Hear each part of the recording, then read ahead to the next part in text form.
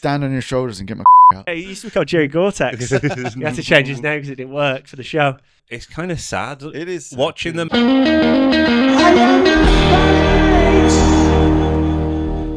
Welcome to the Mad Fruit Podcast, the boys on the road to Oasis Live in 2025 with your boys Tom, Adam and Josh. Now we're going to talk about the infamous Wembley gig this week. We're going to talk about the disaster that it was and why and how and who and when. But just want to start with something else. Don't Look Back in Anger hit 1 billion streams recently. Yeah, that's a surprise. I'm surprised it hadn't hit that a long time ago. Big milestone. Yeah, because that's only on Spotify as well. So right, yeah. It's got millions upon millions everywhere, so it's an over billion. But that's funny that's now a metric. Yes, yeah. That is the platinum, the gold, the disc, Financially, it's not worth as much as what an old record sell with, but that's a big deal now. Spotify is proving itself to be the biggest music thing, and that's important. We've got 1 billion plays. Taylor Swift's got 1 billion plays. Bruno Mars has got 1 billion plays, and it's more common now. You see it so often, It's one of those. It's like a YouTube thing. It's like, it's hit 1 million views. So there we are. Just like our videos. Yeah, exactly. Struggling to get even 3 views. So from that, I wanted to give you guys a little fact and get your opinion on it. Okay. There is a new fact that came out. Obviously, now we can kind of see music and we can understand released music, and everything's kind of archived digitally. More music will be released today than in all of 1988. I guess so, yeah. Thoughts? It's easy to make music now. Like in the 90s, right. It was difficult. Like you need money. You couldn't just record in your bedroom. You couldn't record a podcast like this. This is radio.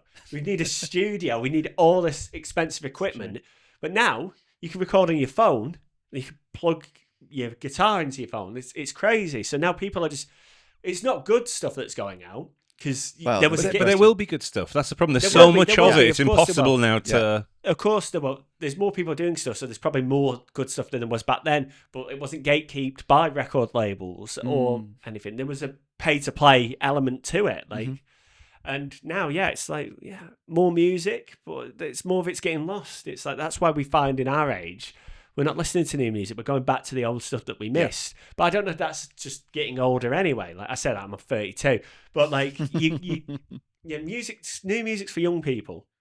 And then you find something that reminds you of what you used to like, and you go there, and you stand at the back, and you nod your head, and you're like, yeah, this reminds me like back in the day. This is like Green Day. I remember seeing Green Day back in 2003. Were you even born then? Do you remember 9/11? Like it's that kind of. But yeah, so we're. Yeah, that's right. That's your take. No one else got anything to say? I'm you posed a question. I opened the question, so I think that gatekeeper thing is the difficult thing in it all, because it's not just there were lots of gatekeepers, and that could be the record labels, that could be the radio stations, the music magazines, but now there's basically none of that.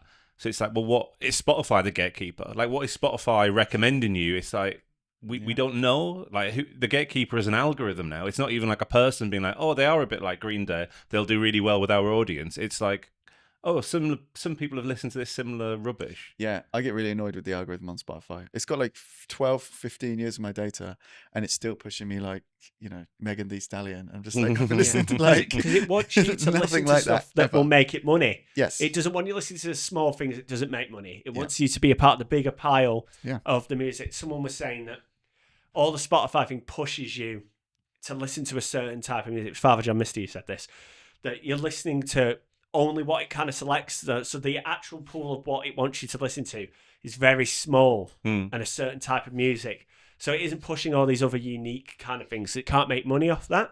So it wants you to listen. So people aren't actually getting an eclectic collection of music. You might find one odd bit there, but you're getting pushed really mainstream stuff because that's where the money is. And that's how Don't Look Back in Anger gets to 1 billion views. Yeah, because everyone's come back to it. So the Oasis gig, Wembley 2000, 86,000 people. They all went there to see the boys. 2 nights. There we go. Sky One on the second night, I believe. Yes, which is very crucial, the fact it was 2 nights. Why don't you tell us a little bit more? So the story behind the gig is this is, a huge deal for Oasis to be playing Wembley 2 nights. They're yes, they've had the sort of high, but this is, we're back on another high here, I think, with Oasis in terms of their touring, but it's a disaster.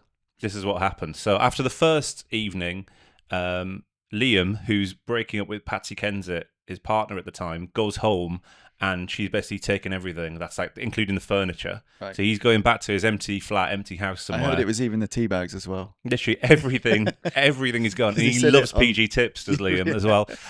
Everything is gone.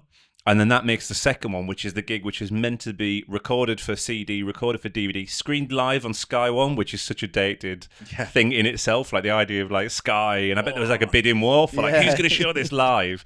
Are all showing the second night, which is why you can find it, and we'll put in the description the link to the gig on, which is just recorded off air. It's got like the old Sky One logo in the corner and stuff. And it's a disaster. Basically, Liam is not with it. He doesn't want to be there. He's doing all sorts of stuff to basically sabotage the gig, and this is why it's gone down in history as basically the worst of the worst with Oasis. And it's said that he stopped drinking on stage or before gigs because of that performance. Yeah. I mean, it shows like just the attitude throughout from the get-go in the first song. Yeah, so it comes out like anything. It starts off like any Oasis gig of the time. It's Fucking in the Bushes playing, right? Gets everyone going. Like, oh yeah, this is about to kick off. It's going to be really raucous. Then it stops. You think, once that song stopped, go into the beginning of Rock and Roll Star or something. Have some ring out that everyone's going to be like, yeah, and it doesn't. It's like stops and he's like, oh, you're right. And it's like, fucking, you've had this build up, and it's like you're fapping around getting your guitar picks out. And then it starts, and it's very lackluster of how it goes into it. And is that the bravado of them just being like, you're going to wait for us? We're not playing the game of the riding the wave of you're going to do it at our pace. I genuinely don't think there's that much thought to it. I think it's just they're in a disaster zone. Because this is shortly after they have their big bust up, Noel and Liam, when they're in Barcelona, which is essentially the beginning of the end of the band. And then this is like the huge tour that they're on at that time. So like, they are so frosty. And you see that across the whole gig. They are like, the tension is on stage. Liam's obviously had a few drinks, and it is just a disaster in terms of the stage presence. Yeah, no wonder he had to sleep on the hard floor because he didn't have a bed. So it's like, no wonder he was in a foul mood. Well, as far as the back and forth goes, there was something that stood out to me that for you was that Liam slags off Genesis for some reason, and then Noel comes to Genesis defense. Yes, he does. Like, that's one good little Josh. boy, Noel. Like, you're aligned there on something. You don't want it to be professional, do you? Genesis, right?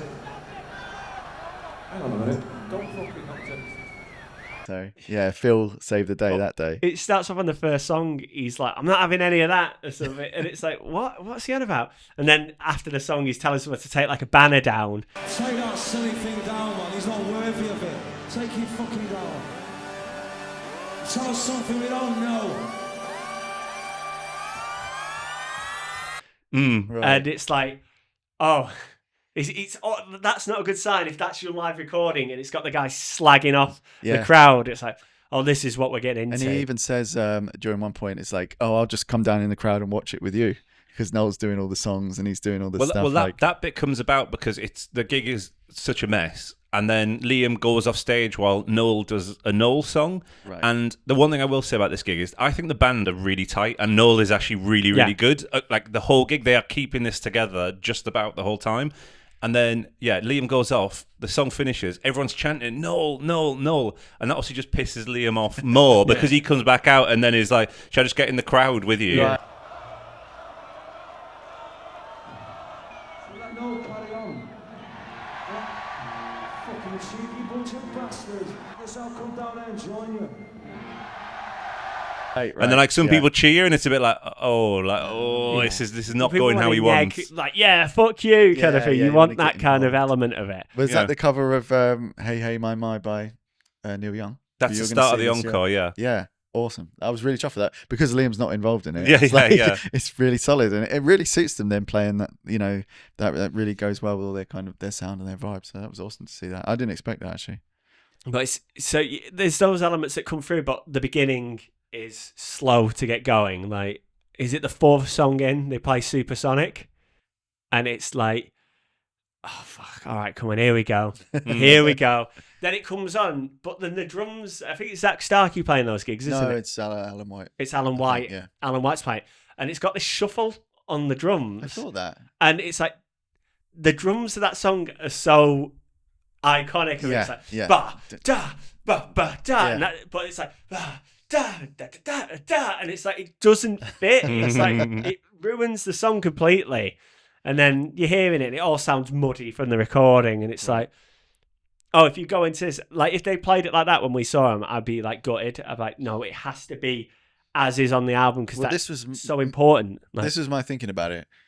That gig is now infamous because of that. And watching it and thinking what it would be like to be part of the 86,000 in the crowd, like you're just so amped, and obviously at that time as well when it was really happening. But yeah, to be part of that crowd and that time, I think would lend itself to like such a level of infamy. You just wouldn't care that they're bantering about. You wouldn't notice those things in real time because if he's a bit sloppy and he's a bit messy, that's as rock and roll as it gets to me. I feel like there's two sides of it between like disaster gig and like the ultimate rock and roll gig. It's just like nonsense. And I actually think like, because he's just so out of it and he's like not even having the mic like close to his face sometimes when he's slagging things off, so it's like quite hard to hear. Right. To the point where if you're in the crowd there, like did they realise what was going on stage that much? I do wonder, I think you're probably there and you just didn't even notice it. It's just a hindsight thing. Or when you see the video of it, like, I bet at the time you're just all wrapped up in it. Yeah. And this sort of hijinks was going on all the time anyway. They weren't, more so Liam, but like the band's always tight. They don't have like maybe just that one show that they did. The Whiskey Go-Go. When they're all high on meth is a different matter. But they're always tight. Liam is always the linchpin that is like that determines it. And if he's in a bad mood and not wanting to perform, well, that's also the problem here, that he's not just being lazy, he's deliberately messing up. He's like singing the lyrics wrong. Sabotage. He's changing things wrong. He's like dropping words throughout songs. He's deliberately trying to mess it up, which is outrageous, really. Yeah, but that's the brothers feud, isn't it? That's the like, yes, it's your band, but I'm in control.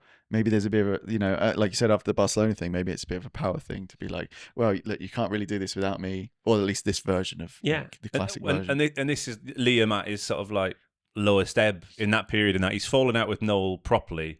He's been really bad to Noel, and then he's having his breakup at the same time, and it just happens to be in the middle of a stadium tour. Yeah. It's not the first time he's done something like that. It's like with the MTV Unplugged one. Yes. Where he just didn't show up. Crowd and then he sat in the booth. Like, we started to do the show, Oasis minus Liam. I remember hearing someone say, Liam's in the house. One of the camera guys pans up, and there's Liam with some champagne. He was just drinking and just slow hand clapping. That's so funny. He didn't make an effort to show up for the rehearsals. He just didn't show up. He was just on a bender. And it's like, well, we're going to have to just do it without him. Then he shows up, and it's like, it's spiteful, like beyond anything. It's like, it's ridiculous. But it's great publicity. Yeah. It's incredible, isn't it? Like that just keeps him in the papers. It keeps that name alive. You know, if they just performed every night, like we're probably going to see them. Yeah. Every gig might be exactly the same. Yeah. No faff, no math. Everything's right on time. Exactly an hour and 25-minute set, whatever it is. Every song's the same. Okay, we could have gone any night with any crowd. The crowds will all be the same because everyone's just as excited as we are. So I wonder if that made it a bit more unique in that sense. It's great publicity, but then at the end of the day, it caused a 15-year feud of not talking to each other. So there is consequences to it. Like Sky One were fuming as well. Really fuming. It was quite interesting watching. It felt like a fragment of time in that. Like obviously, no one's got a phone. It's like pre-mobile phones. There's like no beer getting like thrown around either. It's like actually the crowd is quite calm, and basically every man is in like stonewashed denims and like a white button-down shirt. That is like probably half the blokes who are in the crowd. So it's very like a fragment of time. I'd love to do an episode about like dress sense for the upcoming gig. Oh man! And like maybe we can put together a kit. Ben Sherman shirt. Yeah, like we can do a whole thing. This is why I got these things. Oh yeah, Clarks. Bring them up. They're not quite the Liam ones, but I thought I'm going to get some Clarks. These, if the gig Gore-Tex, so no beer will spill on them. I thought Gore-Tex was a made-up word from Seinfeld when George gets that big Gore-Tex. The big Gore-Tex coat. I thought that's a funny word to make up like for a It is a very funny word, but it's a real thing. Yeah, Gore-Tex. Yeah, so no, Seinfeld owns it. He created it. Yeah, he used to be called Jerry Gore-Tex. He had to change his name because it didn't work for the show. Well, you never know. There's enough people going to these gigs that by now we should be able to put together something for everyone and be like, everyone could be fancy dressed for the different era of the band. Yeah, it could be really good. I'm definitely going to wear this hat to shield me from all the piss that's going to come in. You're like, I'll look at you and it's like, someone took my hat. Yeah, I will. Oh, who's got my hat? Like you're just worried and annoyed the whole gig because someone nicked it off your head. I'm just going to snap it. Like, I got that especially made. I'll tell you what, I'll have to take a second hat in my pocket then. Yeah. I'll take this. I'll take the old boy. The backup hat. Yeah, that's it. Excellent.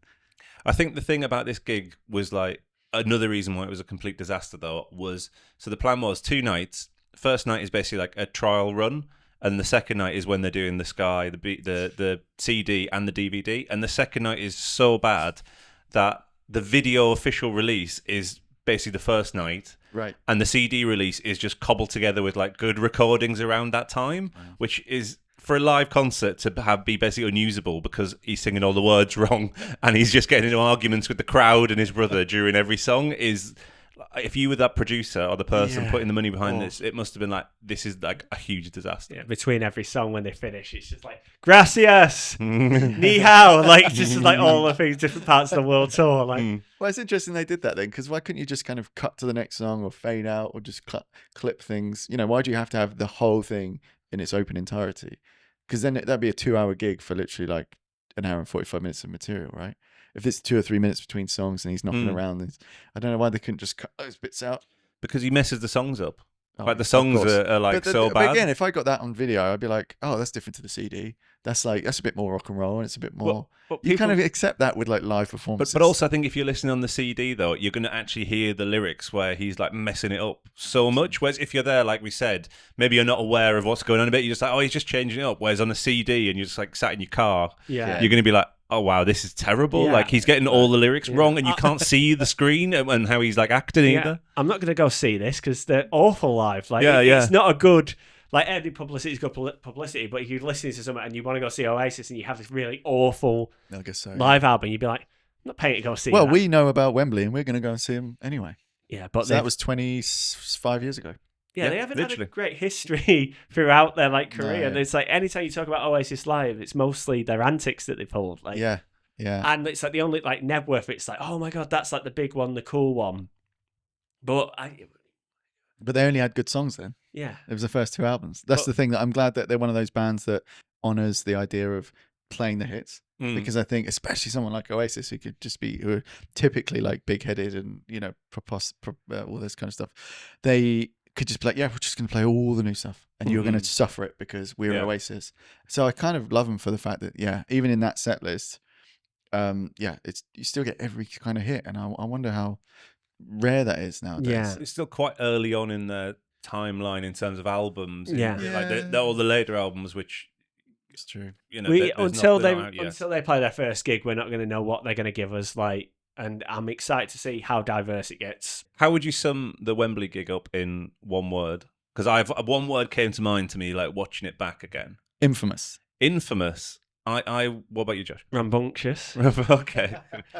Well, my word was tragic. Because Oh. it's kind of sad. It is sad, watching yeah. them. It's like a man who's like having a bit of a breakdown, and he's ruining an amazing, what should be an amazing show, where the crowd are like so up for it. You see all the footage and the crowd literally bouncing like this. Yeah, it's it's amazing, and it's sort of tragic that how it turned out, and like obviously it's got the infamy now, which makes it like interesting, but it's pretty bleak. Yeah, but then again, historically, it is that dot on the timeline of like events of Oasis, that makes it worth talking about today. Like it was that kind of tragic, and I do know what you mean about that. I think, if you really think about it, it's pretty sad. But then, did he have the choice to just go on sober, do the hour-and-a-half gig, and then get pissed and ruin everyone else's time? Like, it's the publicness of it, isn't it? It's like, maybe he was looking for some comfort in the fact that 86 people are going to be on his side and not Patsy Kensit's side.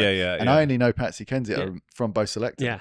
When Mel B lives with Patsy Kensit, she keeps getting a minge out all the time. So Patsy Kensit's just like had enough of it. So that always makes me laugh whenever we talk about that, or whenever I see a press photo of them in the 90s. I'm like, oh yeah, she lived with Mel B. Yeah. Yeah. Do you know what I saw up on that stage? A sad boy. That's what I saw there. Yeah, he's a lost little boy. He's a lost boy. Like to quote the Robbie Williams film, you get stunted at the age that you become successful. So that's a 19-year-old, 20-year-old lad up there. Yeah, he's lashing out. He's literally lashing out. Given what's So he needs to kill older versions of himself to win. That's He was just seeing him there as a little boy, him there little as James. Yeah, little James. He saw little James out there. Oh, little lad up here. Little Liam. But yeah, he acts like that, and he was applauded for that. The press loved it. They fed into that. So he's going to act like that because that's what gets him notoriety. He said it. That's his job. Yeah, like to be that guy and to just be that. Yeah, that at the cost of people's enjoyment of a gig that they paid for. Yeah, paid a fortune. But now with age, he's mellowed out. Mm-hmm. He's chilled. But I think he's had issues with doing tours where he has a few good first like gigs, but then his voice blows. Right. He isn't a master of his instrument in a sense of keeping it like tight and throughout, because I guess the way he sings, and it's not a Yeah. like you hear the change in his voice from the first 2 albums to anything after that. It's drastically different. There's some damage and change there. He hasn't chose to sing like in a lower kind of thing.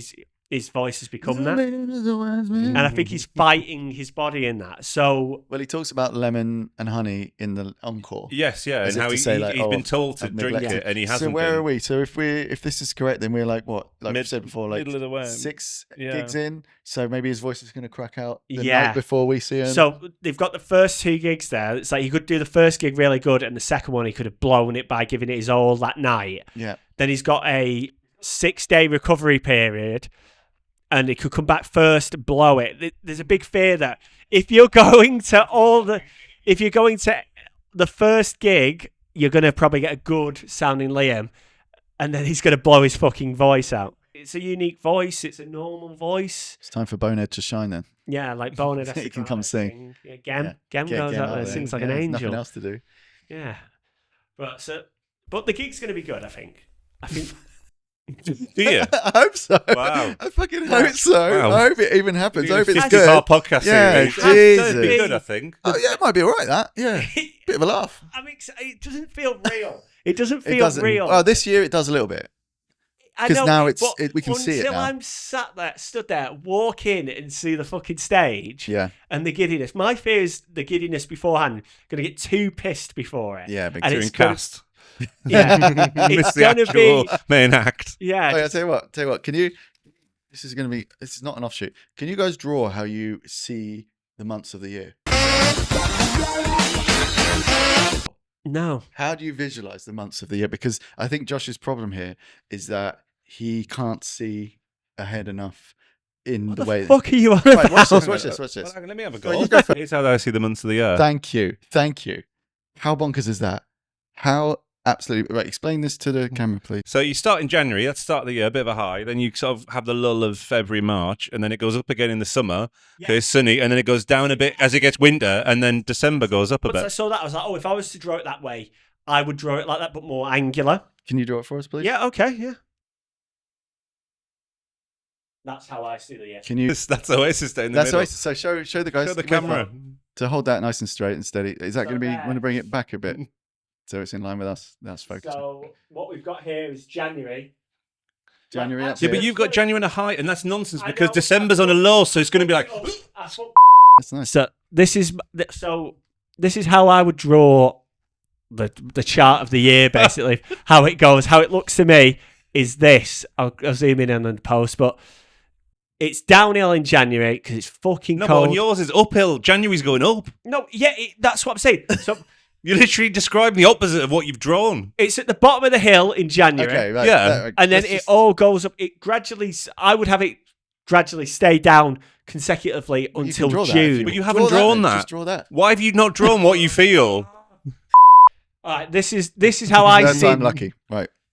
This is how I see the year looking. If I was to draw it in like a diagram way, Okay. how I feel about it, it's this. You see that? From January Everything's all the miserable. way through, yeah, all the way up till the end of May is a spike till July when it's the warmest, and then it gets cold. We go from the second week of September to it being fucking miserable So- to the beginning of So June. 1 month a year, you're happy. It's not 1 month. It's a gradual. About 6 weeks. That classes Most. as 2 months. That's May, June, July. You must August. be an emotional wreck that high Oh and my low in the God. middle of the year. fucking hate seasonal D. I hate it. I hate from Give it here. when the summer ends. You draw yours, Tom. Yeah, mine's stupid. While you do that. I hate when the summer ends at the beginning of September through till June, the first week of June. The first time you can wear shorts or a t-shirt is when this gets good. The rest is shit. There's no seasons. Autumn is the same as fucking February. It's grey and it's wet and it's cold. And that spring's better though because you know good stuff's coming down the track. Whereas in October it's like it's just going to get worse for months and months. You get like that surprise week in February and March where it feels warm. Exactly, that's why and it's then better. you've got like another 2.5 months of fuck all.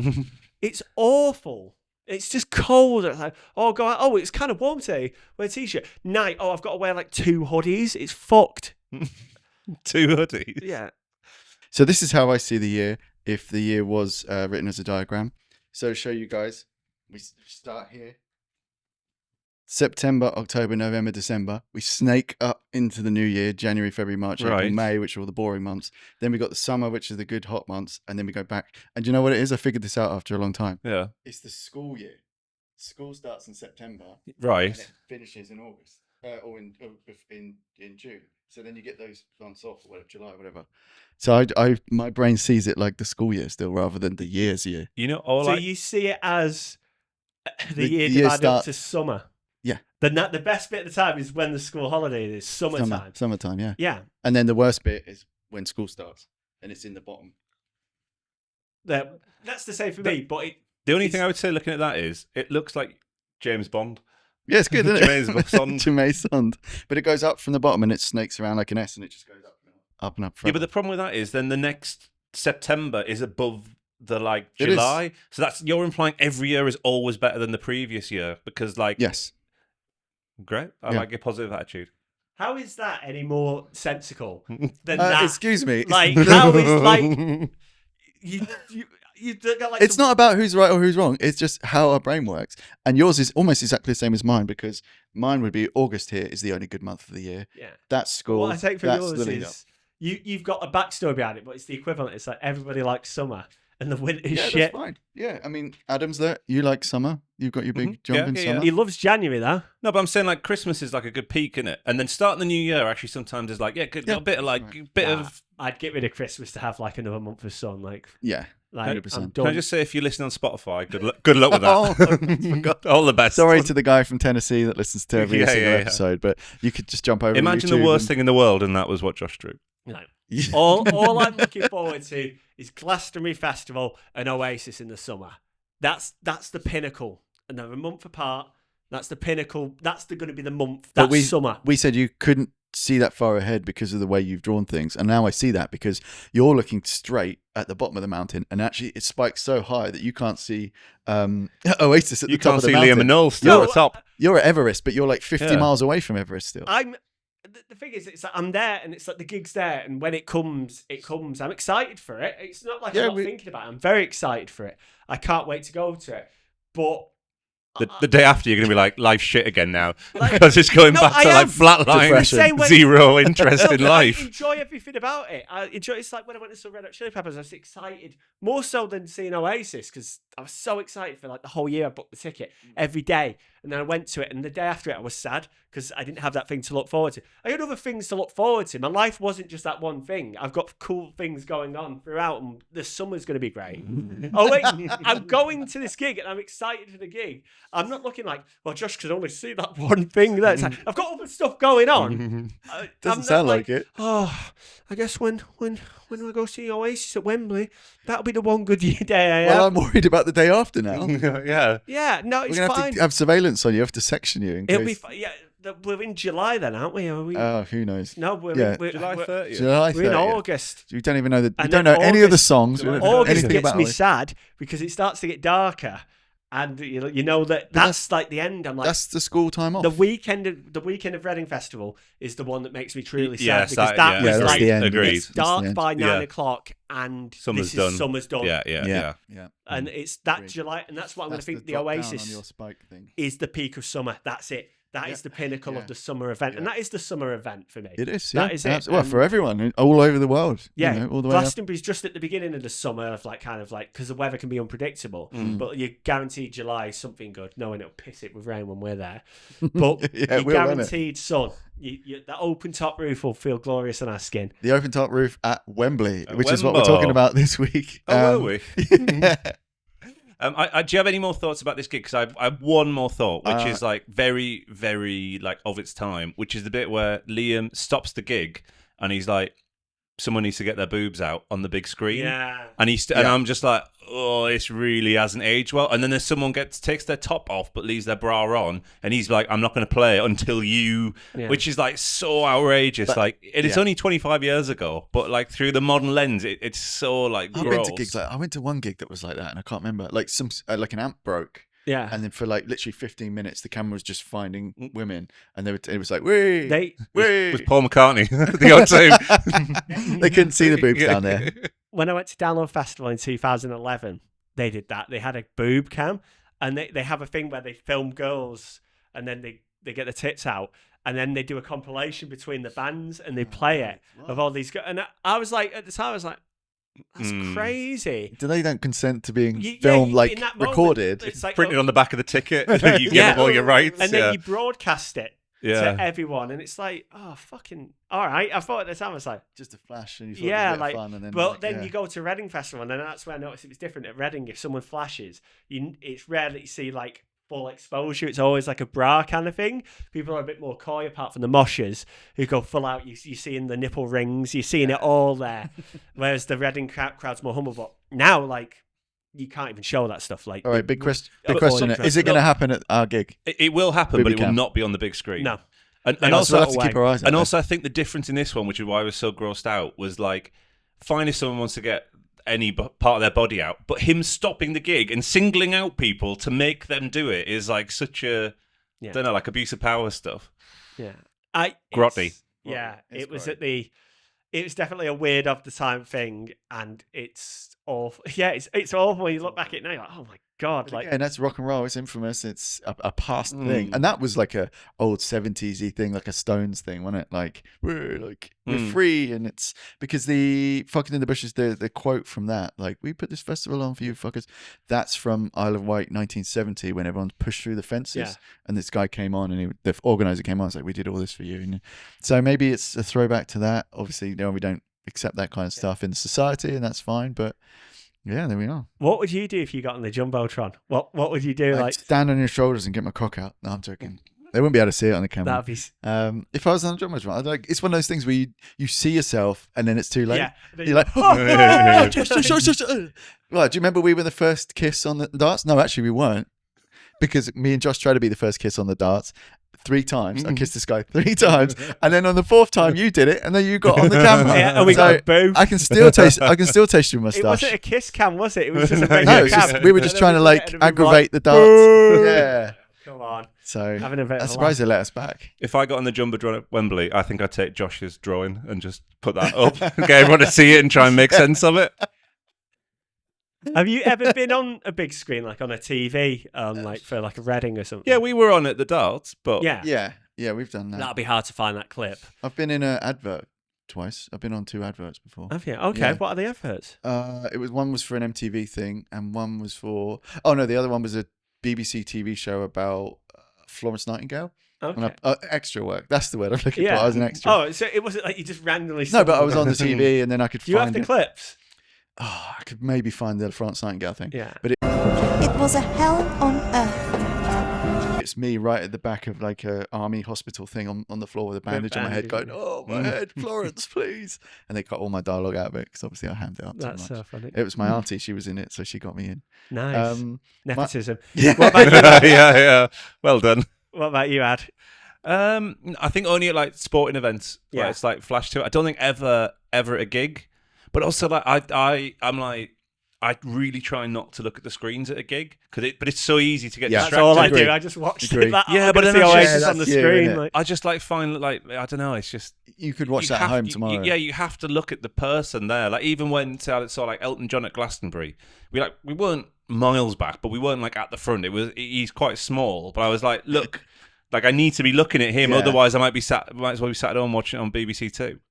Yeah, I kind of get that feeling as well a lot. Apart from ABBA Voyage, where you don't look at the side screens because it's glaringly weird. My only other thing from the Wembley gig that I want to point out is, and this is controversial, this could be Lila controversial, is I do not like Gas Panic. Everyone seems to like that song.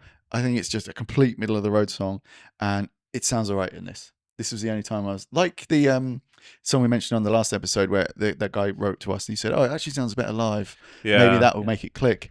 And Turn Up the I think Sun. it did a little bit. Yeah, Turn Up Sun. But so I've got to like gas panic by the time we get to the gig because that's like one of the second tier songs that they might I put don't in. think they'll play that. I feel like that's going to be in the second rung of possibles. You've got all the hits, and then you've got maybe different levels of tiers. God I bless Setlist FM. We can look it up like before we go. That's true. And Oh, just do you want to kind do that though? I thought because you kind of introduced me to Setlist I FM. do that all the time. I know, I like but going prepared to because you a gig. did it for when we saw David Byrne or Yeah. something, and I was like, oh, I didn't even know you could do it. I didn't even think to do that. Yeah. But then you know what's coming. And actually, that is another point about Oasis is they say the song before they play the song. And I might have mentioned this before. I don't like that at all. I want to just hear Yeah. Champagne Supernova and not be like, Champagne Supernova, wait. And then you have to wait 5 seconds for the riff to start up. And then you're like, okay, I just get in. They in probably there, need show to it. get it right because they're probably not all on the same page. So it's Yeah, like, they have to tell okay. everyone, oh, we're playing this one now. Yeah. I think just my final point on it was that this is just before they knock the old Wembley down, and it looks crap. It looks like so battered and old, and you can see like the red seats behind the gig because they haven't even covered them up with like cloth like they sometimes do now, like behind the stage. So it just kind of looks, it's really like it just looks awful. But maybe that's the grainy Sky One videotape recording that I watched of it. But yeah. All right, great episode, lads. Great chat. I'm really happy with some of these drawings we came out with. Obviously, I'm going to take this one home. That's one of mine. Actually, we'll auction that off. If anyone's interested, write to us and I'll send that to you. All right, that's it, guys. Cheers. See you next time. Follow us on socials and give us a bit of a boost. Cheers, lads. Take care. Love you. Bye. Matt Very Fripp. nice.